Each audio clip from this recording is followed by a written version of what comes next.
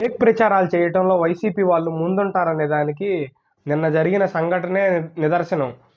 నిన్న అసెంబ్లీలో గతంలో జగన్మోహన్ రెడ్డి ఏ విధంగా సినీ పరిశ్రమని అవమానించాడో దాని గురించి బాలయ్యబాబు గారు మాట్లాడారు.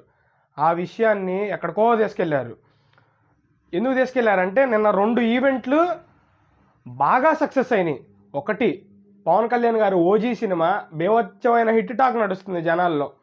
2, ఎలక్షన్ ముందు ఎలక్షన్ హామీలో భాగంగా మెగా డిఎస్సిపై తొలి సంతకం చేస్తానని ముఖ్యమంత్రి నారా చంద్రబాబు నాయుడు గారు చెప్పి గెలిచిన వెంటనే తొలి సంతకం మెగా డిఎస్సి పైనే చేసి నిన్న 16,000 మందికి జాయినింగ్ లెటర్స్ ఇచ్చారు.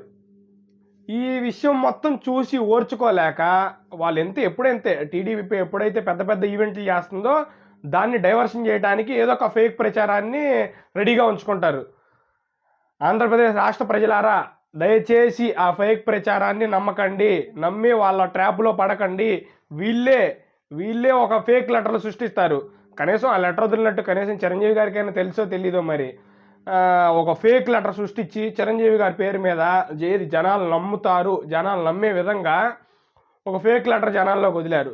ఇంతే, చిరంజీవి ఫ్యాన్స్ అన్నట్టుగా ఒక ఫేక్ అకౌంట్లు సృష్టించి ఒక 200, 500, 1000 అకౌంట్లు సృష్టించి ఇంకా వీళ్ళ ఇదిలో వీళ్ళు పడతారులే అని చెప్పేసి అని ఫేక్ ప్రచారాలు చేస్తున్నాయి. దయచేసి ఆంధ్రప్రదేశ్ రాష్ట్ర ప్రజలారా, ఈ ఫేక్ ప్రచారాలను ఎవరు నమ్మొద్దు. ఈ వైసీపీ కులాల మధ్య, మతాల మధ్య, ప్రాంతాల మధ్య చిచ్చు పెట్టాలని చూస్తుంది.